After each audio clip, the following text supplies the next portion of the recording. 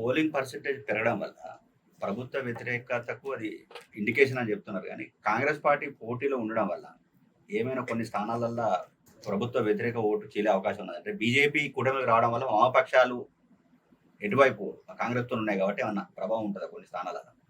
అంటే కాంగ్రెస్ ఈసారికి పెద్దగా అంటే పెట్టడానికి అభ్యర్థులు పెట్టారు కానీ వాళ్ళ టార్గెట్ 2029. ఈసారి ఏపీలో ఏం చేయలేరనే విషయం వాళ్ళకి తెలుసు. చాలా లేట్‌గా షర్మిల ఎంట్రీ జరిగింది. షర్మిల ఎంట్రీ తర్వాత ఎంతో కొంత డిపాజిట్లు వచ్చే అవకాశం అయితే కనపడుతుందని. అయితే కాంగ్రెస్ చీల్చే 10 ఓట్లలో 7 ఓట్లు వైసీపీ ఉంటదనేది నాకున్న ఆలోచన. 10 ఓట్లు చీలిస్తే అందులో 7 వైసీపీ ఉంటాయి. బికాజ్ వైసీపీ ఓటు బ్యాంక్ అంతా కూడా పాత కాంగ్రెస్‌దే. మిగతా ఓటు బ్యాంక్ అక్కడెక్కడ మిగిలితే టీడీపీ నుంచి పోయింది, అటు బీజేపీ పోయింది, ఇటు జనసేన పోయింది. సో అక్కడ కూడా కులాల వారికి కూడా పోయింది కనుక కాంగ్రెస్ పడ్డ ఓట్లతోని పూర్తిగా గెలుపు ఓటమి తారుమారైన నియోజకవర్గాలు ఏమి ఉండకపోవచ్చు అని అనిపిస్తుంది. ఓవరాల్ అసలు ప్రభుత్వమే 10-20 సీట్ల మధ్య తేడాతో వస్తున్నప్పుడు ఇక కాంగ్రెస్ ఓట్లు చీల్చి జగన్కు నష్టం చేసే పరిస్థితి ఎక్కువ నియోజకవర్గాలు ఉండకపోవచ్చు. కడప లాంటి చోట అయితే న్యాచురల్గా ఉంటుంది. షర్మిల పోటీ చేసిన దగ్గర అవినాష్ రెడ్డి కంటే 4 ఓట్లు అటు ఇటు పడాల్సిన ఓట్లు కూడా ఇటు పడతాయి. ఇంకోటి అందరూ బ్రదర్ అనిలు మైనార్టీ క్రిస్టియన్ ఓట్లని రానివ్వకుండా చేశారు వైసీపీకి అనేది కూడా ఒక నేరేషన్ నడుస్తుంది. అది కూడా వర్కౌట్ అయితే కనుక వైసీపీకి నిజంగానే టీడీపీ కూటమికి ఎక్కువ స్థానాలు వచ్చి వైసీపీ ఘోరంగా ఓడిపోయే పరిస్థితి ఉంటుంది.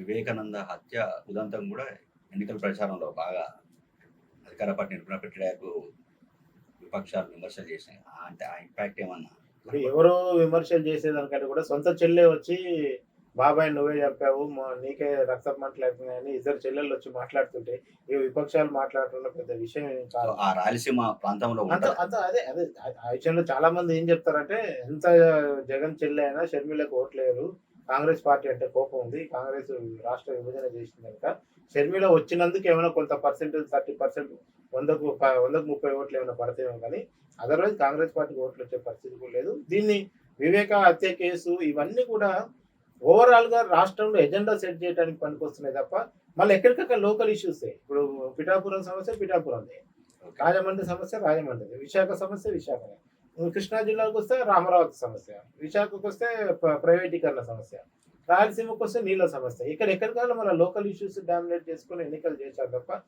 జగన్ అనే వ్యక్తి మీద వేసిన అనేక ఆరోపణలు అనేక దాంట్లో వివేక హత్య కూడా ఒకటి. సో అది ఆ జిల్లా వరకు మ్యాక్సిమం ప్రభావం చూపే అవకాశం.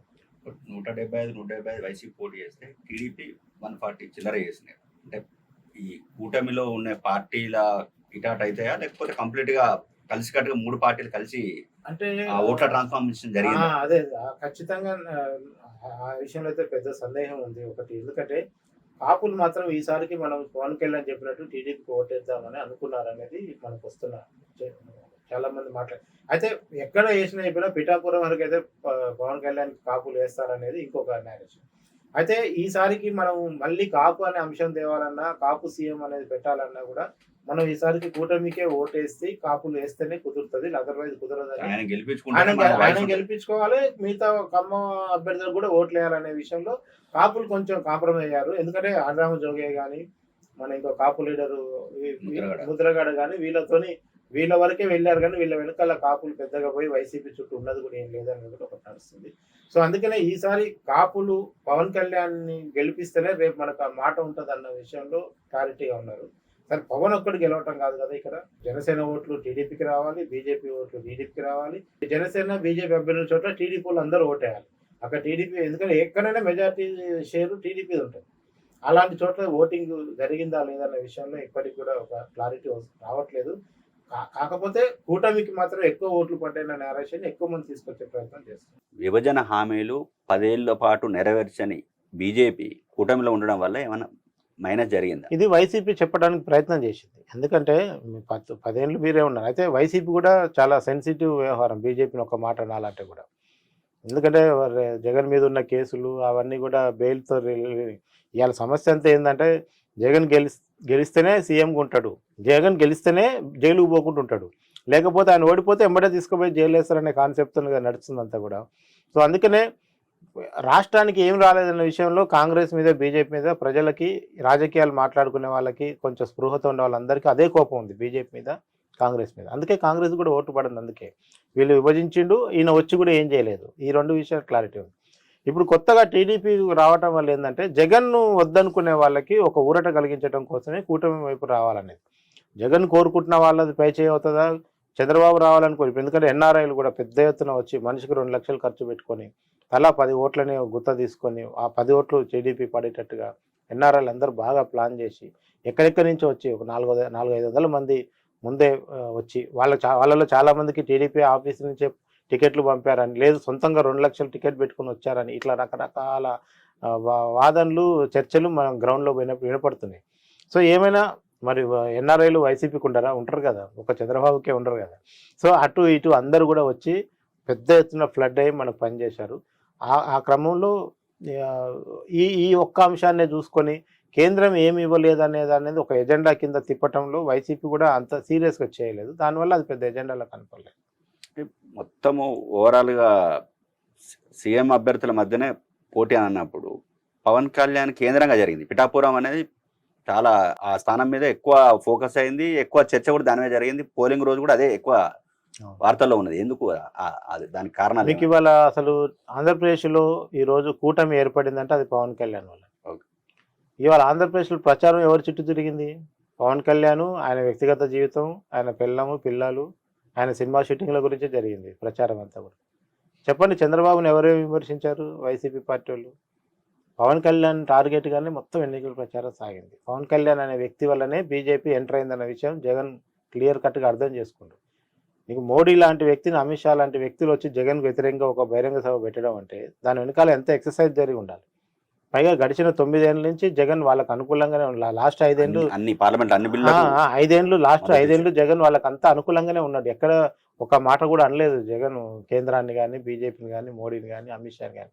అలాంటి వ్యక్తులు వచ్చి జగన్ ఓడించమని పిలిపిస్తున్నారంటే దాని మధ్యలో కసరత్తు పవన్ కళ్యాణ్ ఏ స్థాయిలో చేసి ఉంటారని అర్థం చేసుకో. అందుకే ఈసారి పవన్ కళ్యాణ్ కోసం వాలంటరీగా వచ్చి జనం పనిచేశారు.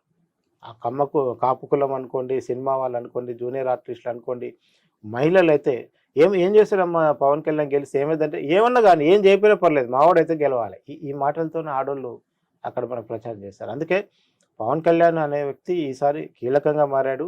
జనరల్గా పవన్ కళ్యాణ్ని మనం అందరూ కూడా ఏదో ఎన్జిఓ టైపు ఆర్గనైజేషన్ పెట్టుకొని వెళ్ళిపోతారు. కానీ ఏపీ రాజకీయాల్లో ఈ పొత్తు ఉండాలి, ఈ పొత్తు ఉంటేనే నేను కంటిన్యూ అవుతాను, రేపు జగన్ దిగిపోవాలంటే బీజేపీ కలవాలన్న ఏకైక సిద్ధాంతంతో పవన్ కళ్యాణ్ ఢిల్లీ చుట్టూ తిరిగి వాళ్ళ పెద్దలను ఒప్పించేసుకున్నాడు. సో ఆ క్రమంలో ఈరోజు పవన్ కళ్యాణ్ది కీలకమైన పాత్ర అనేది మనకు కనపడుతుంది. అంటే ఎవరికి వచ్చినా కానీ స్వల్పంగా మెజారిటీ అంటున్నారు. అంటే మరి పార్లమెంట్ 25 స్థానాల్లో కూడా మరి ఎట్లా ఉంటుందా? అది కూడా మిక్స్డ్ గానే ఉంది. అంటే వన్ సైడ్గా, ఎందుకంటే నేను చెప్తున్నా కదా, ఆంధ్రప్రదేశ్ నుంచి బీజేపీకి సపోర్ట్ చేసి ఎంపీలను గెలిపేయాలనే కాన్సెప్ట్ ఎప్పుడూ లేదు. మీకు తెలంగాణలో కూడా మీకు కొంచెం తీసుకురాగలిగారు. మోడీ ఉండాలి, హ్యాట్రిక్ కొట్టాలనేది తెలంగాణలో వచ్చింది. కానీ ఆంధ్ర నుంచి ఆంధ్రాలో మోడీ కోసం బీజేపీ పనిచేయటం అనేది, బీజేపీ శ్రేణులు పనిచేయటం అనేది అట్లా మనకు కనపడదు. సో అందుకని ఆంధ్రాలో జరిగిందంతా కూడా సీఎం రిలేటెడ్ ఎలక్షనే. పిఎం రిలేటెడ్ దాంట్లో బీజేపీ వాళ్ళకి వేసుకున్నారు, కూటమి వాళ్ళు కూటమికి వేసుకున్నారు, జరిగిపోయింది.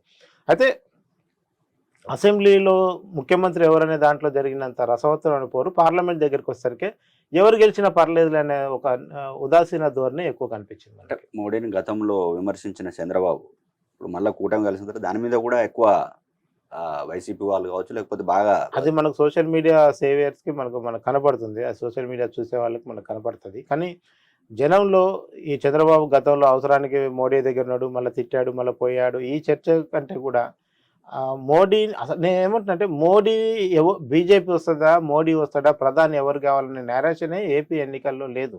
మీకు నేను పోయి ప్రచారం చూస్తే ఎంత నవ్వు వస్తుంది అంటే, ఒక చిన్న వ్యాను వేసుకొని బీజేపీ ఎంపీ అభ్యర్థి తిరుగుతున్నాడు. ఆడ కనీసం ఆ వెహికల్లో కూడా ఇంకో కార్యకర్త కూడా లేడు, ఊరికనే బండికి 4 ఫ్లెక్సీలు కట్టుకొని తిరుగుతున్నాడు. వాళ్ళకు 5-6 ఎంపీ సీట్లు ఇచ్చారు.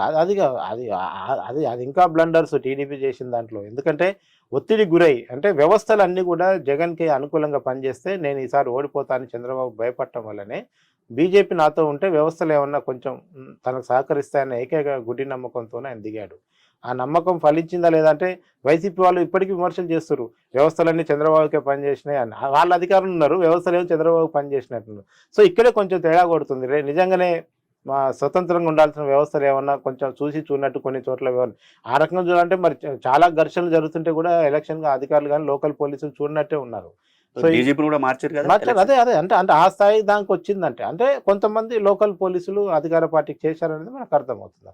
ఎంపీ సీట్లు కనుక వైసీపీకి ఎక్కువ ఉంటే మరి బీజేపీ వైఖరి ఎట్లా ఉంటుంది? రేపు కేంద్రంలో కూడా అవి కీలక ఇప్పుడు రేపు అక్కడ కూడా 4 దశల పోలింగ్ చూసిన తర్వాత బీజేపీ కొంత స్థానాలు కోల్పోతుంది అనుకున్న టైంలో ప్రతి ఎంపీ సీట్ వాళ్ళకు కూడా ఇంపార్టెంట్ కాబట్టి ఏమైనా మారుతుందా రాజకీయ పరిణామాలు ఏమన్నా వాళ్ళ వైఖరి కావచ్చు లేకపోతే ఇట్లా? ఖచ్చితంగా మారుతుంది. మీరు గుర్తుపెట్టుకోండి, కూటమి గెలిస్తేనేమో పవన్ కళ్యాణ్ డిప్యూటీ సీఎం రేసులో ఉంటాడు. కూటమి గెలవకపోతే పవన్ కళ్యాణ్ బీజేపీ చెంతకి వెళ్ళిపోయి బీజేపీ కేంద్రంలోకి వెళ్ళిపోతాడు. ఆ పరిస్థితికి వస్తుంది. ఎందుకంటే రేపు అక్కడ కూటమి రాకపోతే నెక్స్ట్ ప్రయోగం మళ్ళీ పవన్ కళ్యాణ్తోనే చేయబోతుంది బీజేపీ. ఇంకా ఆయననే పార్టీలోకి తీసుకొని ఆయనకే బాధ్యతలు అప్పచెప్పి బీజేపీకి ఒక ఛాంపియన్ కింద ఆయన నిలబెట్టి రేపు తీసుకుపోయి అవసరమైతే ఇమ్మీడియట్గా సెంట్రల్లో కేంద్ర మంత్రి పదవి కూడా ఇచ్చి రాష్ట్రాల్లో తిరుగుపో అని కూడా చెప్పగలరు. సో బీజేపీ రేపు నాట్ ఓన్లీ ఆంధ్రప్రదేశ్, తెలంగాణలో కర్ణాటకలో కూడా ఏలు పెడుతుంది. హ్యాట్రిక్ కొడితే తెలంగాణలో షిండేని, కర్ణాటకలో షిండేని తయారు చేస్తుంది. డైరెక్ట్ ఆంధ్రలో అయితే వాళ్ళకు చేతికి అందిన క్యాండిడేటే ఉన్నాడు పవన్ కళ్యాణ్. ఆ పార్టీని అవసరమైతే మెర్జ్ కూడా చేసుకొని జనసేనని మొత్తం బీజేపీ వ్యక్తిగా మొత్తం పూర్తిగా ఏదో అంటారు కదా, పూర్తిగా మారిన చంద్రముఖిలాగా పవన్ కళ్యాణ్ మొత్తాన్ని కాషాయమయం చేయడానికి కూడా బీజేపీ ప్రయత్నం చేస్తున్నారు. ఓవరాల్గా ఎట్లా మీ అంచనా ఏంది అసలు ఇప్పటి వరకు? అంటే పూర్తి స్థాయిలో ఇంకెక్కడ అంటే పోలింగ్ పర్సెంటేజ్ భారీగా పెరగడము మళ్ళీ ఎవరికి అంచనాకు అంతలు అంటే ఎట్లా ఉంది ఇప్పుడున్న పరిస్థితి వరకు? ఇప్పుడు యాక్చువల్ నిన్న ఒక జోక్ కూడా చూసా సోషల్ మీడియాలో. పోలింగ్ అయిన 13వ తారీఖు నుంచి 14, 15 తారీఖులోనేమో జగన్ గెలుస్తున్న పవనాలు వీచాయి. 16, 17, 18 తారీఖున కూటమి గెలుస్తున్న పవనాలు. సో ఇది ఏంటంటే ఒక లాజిక్ అందని అంశము. కొంతమంది 1వ తారీఖు వరకు కూడా నిజమైన డేటా సేకరించినా కానీ ఇంకా రిలీజ్ చేయకపోవడం వల్ల ఏంటంటే ఆ అంబిక్విటీ అయితే ఉంది. క్లియర్ కట్గా ఈరోజు ఈ పార్టీ గెలుస్తుందని ఇప్పుడు మనం తెలంగాణలో కాంగ్రెస్ అని చెప్పగలిగాం, కానీ సేమ్ టైంలో ఆంధ్రప్రదేశ్ చెప్పలేని పరిస్థితి ఉంది. అంటే దానికి ఏంటంటే లాస్ట్ 2-3 డేస్లో లాస్ట్లో జరిగిన పరిణామాల వల్ల ఒక కన్క్లూజన్కి రాలేని పరిస్థితి ఉంది. దీన్ని కూడా తొందరలోనే ఛేదిస్తాము. తొందరలోనే వీలైనంత 1 వీక్లోనే బిఫోర్ ఎగ్జిట్ పోల్ కల్లా ఒక క్లారిటీ దీని మీద కూడా వచ్చే అవకాశం అయితే ఇప్పుడు ఉన్న పరిస్థితులు అయితే కూటమికి కొంత చెప్తున్నారు. అంటే 2 రకాలుగా ఉంది పరిస్థితి.